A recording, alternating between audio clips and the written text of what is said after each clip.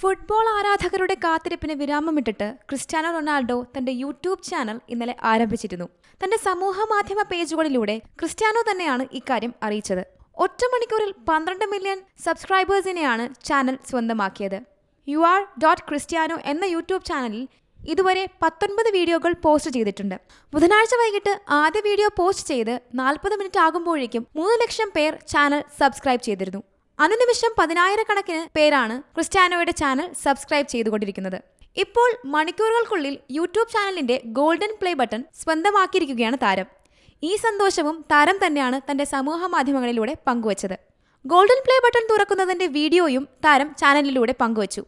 തന്റെ കുടുംബത്തിനൊപ്പമാണ് golden play button തുറന്നത്. റൊണാൾഡോയുടെ മക്കൾ സന്തോഷത്തോടെ തുള്ളിച്ചാടുന്നതും വീഡിയോയിൽ കാണാം. എന്റെ കുടുംബത്തിന് ഒരു സമ്മാനം, എല്ലാ സബ്സ്ക്രൈബേഴ്സിനും നന്ദി, താരം കുറിച്ചു. നിലവിലെ സൗദി അറേബ്യൻ പ്രോ ലീഗ് ക്ലബ്ബായ അൽ നസറിന്റെയും പോർച്ചുഗൽ ദേശീയ ടീമിന്റെയും ക്യാപ്റ്റനാണ് 39-കാരനായ ക്രിസ്ത്യാനോ റൊണാൾഡോ.